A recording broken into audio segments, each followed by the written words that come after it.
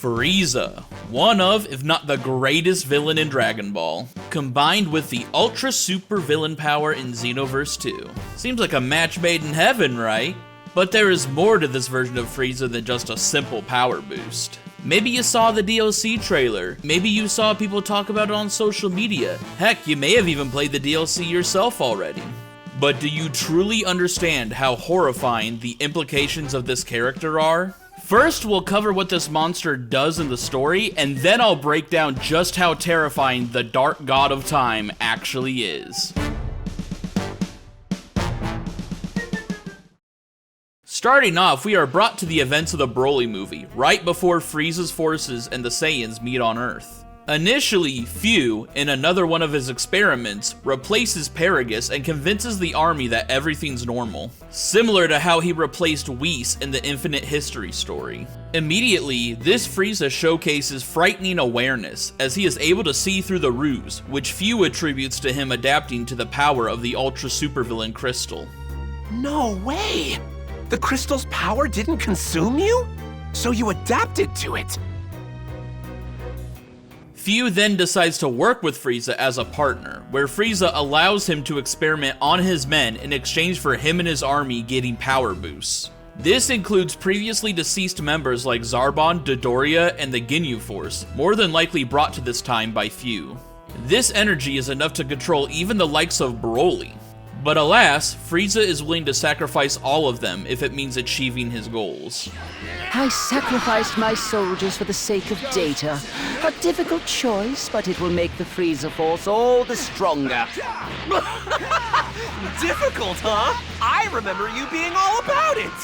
Eventually, the duo enter Canton City as the fundamental changes to history they've been causing weakened the temporal defenses of the Time Patrol. Oh, out of options? Pity. Here we see Frieza taking advantage of the crystal power, utilizing it in his golden form and controlling Broly as his attack dog. While Fu tells him using the Dragon Balls they collected from his time to conquer the city is impossible, due to the divine protection of the Supreme Kai of Time, Frieza ponders if there could still be a way to use them. Can he really not? God. Is that true or just something assumed as such? Once Frieza sees the combined efforts of his current power and Broly cannot easily crush us in Trunks, he demands to be given more of the crystals to ascend to a new level. While warned it might be too much stress on his body, the tyrant has abandoned all self-preservation in service of absolute victory. This is the step that pushes him to the ultra supervillain transformation. The reign of your new ruler has begun! Like with Super Saiyan God Vegeta, it's clearly meant to be a reference to a Dragon Ball Super manga form. I mean, in his idol animation, he literally goes from the true Golden Frieza pose to Black Frieza's pose. It hardly gets more blatant than that. Like with the other users of this form, it's meant to draw out latent power similar to a potential unlock. It's an enhanced version of Towa's supervillain state, which could already make someone like Yamcha stronger than most of the Z fighters. What the? This is the Yamcha we know. One hit from him could knock you out cold. He can even personally infect others with supervillain energy to both power them up and make them into obedient puppets. And while the crystals seem to affect the personality of the user in a negative way, Frieza seems pretty much unchanged. Unless it simply made him more proactive in his methods, he isn't acting any different. This mental resistance is most likely part of him becoming accustomed to the power, which is what shocked Fu earlier. Frieza reveals his intention to become a god and rule over all of time and space by becoming the new Supreme Kai of Time. Demigra's out there weeping right now. What he couldn't foresee is Goku and Vegeta from his timeline finding their way to him and foiling his schemes.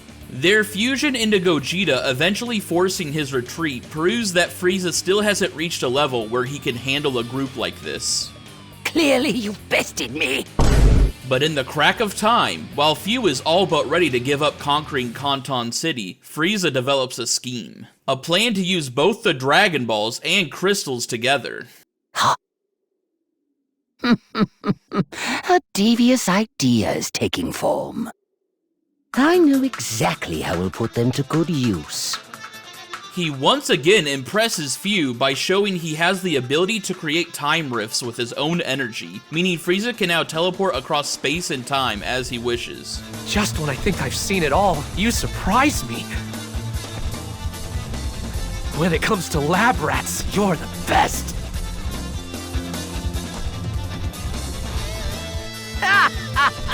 Oh yes, this will do nicely. A brand new base to commemorate my new reign. It would be perfect in every possible way, were it not for the vermin who insist on popping up.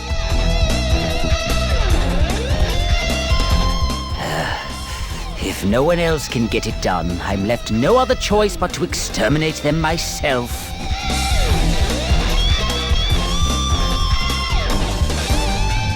As he proceeds to attack Kanton City for the second time, he summons Shenron to make his wish a reality.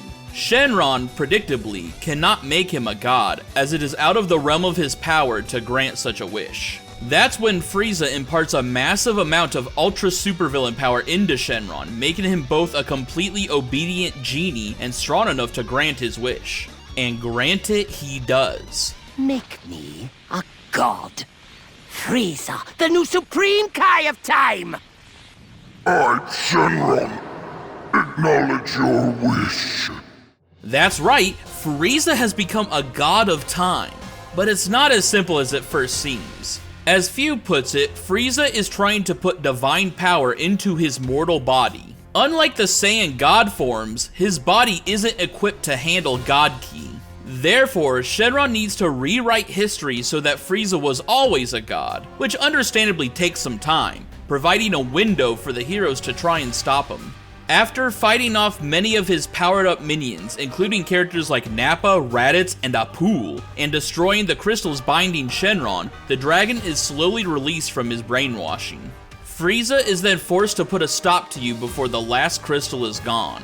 Despite being incomplete, he is still capable of wielding time powers. So let's just break down his insane power set. He spawns a giant counterclockwise clock when he activates certain abilities, mirroring godly Chronos Cannon. He can manifest dark lightning from small clocks, similar to the clocks from Chronoa's temporal holy ray. He can psychically toss his opponents to the ground, just like Chronoa. Dark Inscription fires the hands of clocks out of portals, rather than wielding them as swords like with Holy Inscription. And these inscription techniques power up Emperor's Cannon and Kairos Cannon respectively, causing more orbs to be formed. And the Chaotic Time Impact and Time Space Impact trap the opponent in frozen time before bombarding them with a combined energy blast. Even with all these abilities, his full power still isn't complete, and the efforts of the Time Patrol stop him from reaching that full potential. What is this horrid sensation? It feels like I'm losing power. That's impossible! Unless history's getting corrected! And if that's the case, Trunks and the others must be doing well in their mission. What part of kill the patrollers when they started acting strange did my minions not understand? After getting utterly trounced, Frieza steals Shenron's remaining energy and retreats to another place in time with Few. However, you, Trunks, and the Supreme Kai of Time herself give chase. One of the few times she actually does something herself in the story. Even in this final battle though, the wounded Emperor bears his fangs with frightening abilities. The power he stole from Shenron allows him to cling to the time manipulation abilities, starting off with rewinding all damage done to him. Further into the battle, he rewinds all the training your character has done, reverting your stats and moveset to the beginning of the game. I've rewound time on that toned physique you take such pride in. All that training undone with the snap of my fingers. But even this isn't enough to stop our determined warriors, and so Frieza just resets the entire fight.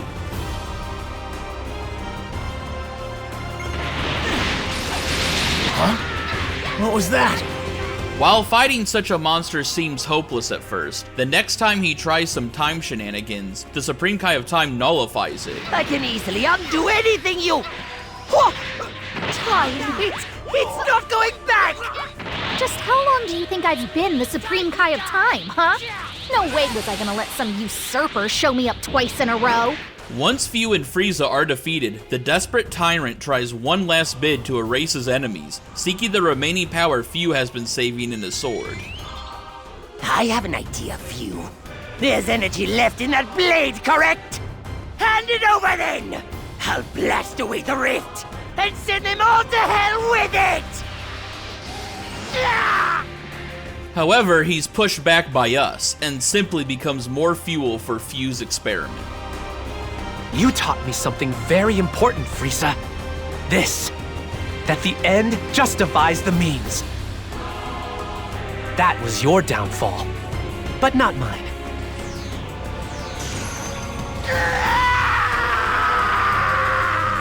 So ends the reign of the Emperor seeking to control all of time. Let's review one more time.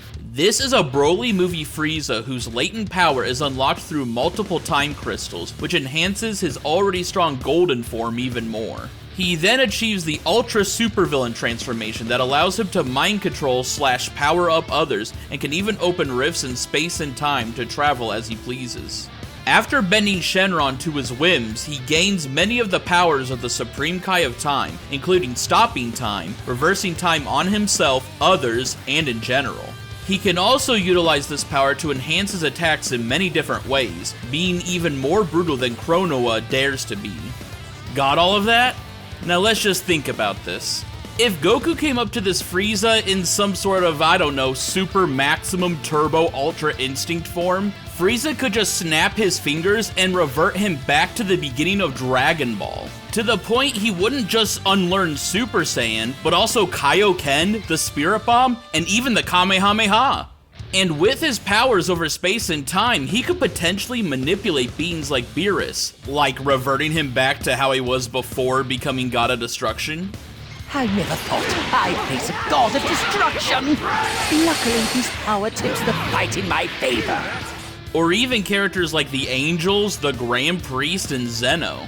And even if you think he can't touch people like that, if he got his claws on the Time Vault, which was what he was trying to accomplish, he would have unlimited access to the time scrolls and just manipulate history as he wished.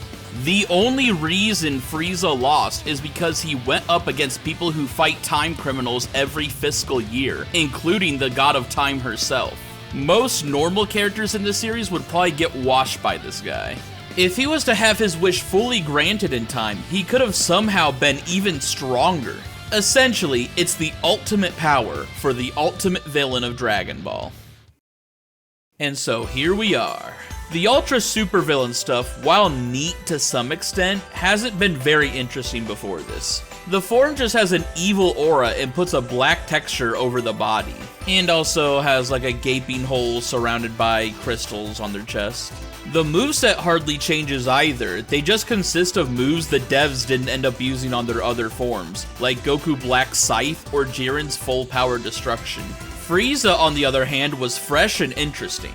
Most people, including me, just expected it to be a Black Frieza reference and nothing more, probably just using some stuff he showed off in the Tournament of Power. Little did we know it would be a new form intrinsically tied to aspects of Xenoverse, and that's what makes it truly unique. This is what the game needs to embrace more of in DLC or a Xenoverse 3. Whether they add in Heroes content or make up some other stuff like this, just making something this crazy is far more memorable in the long run. Thank you for watching the video. It was a bit on the shorter side compared to my last uploads, but that's because I have this long Xenoverse 2 mentor video I've been cooking up, and I just wanted to give you guys a little something in the meantime. Once Chapter 4 of the DLC comes out next year, I'll do a retrospective on the story, or at least a video on the character of Fu. Xenoverse has been cooking lately, and if it sticks the landing, this future saga can be one of the best storylines in the game. But we'll cross that bridge when we get to it. Hope you have yourselves a wonderful day, and I'll see you all very soon.